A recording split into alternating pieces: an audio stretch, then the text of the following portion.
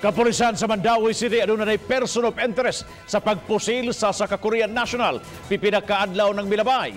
Personal nga rason na gito ang hinungdan sa maong pagpamusil. Ang report ni Nico Serino.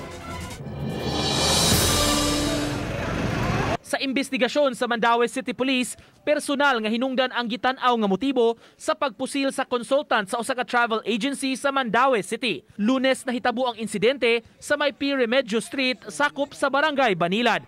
Ang biktima nga si Jiyong Lee nagpaabot unta sa gawa sa usa ka laundry shop dihang gipusil. Naigo siya sa naong ug bukton.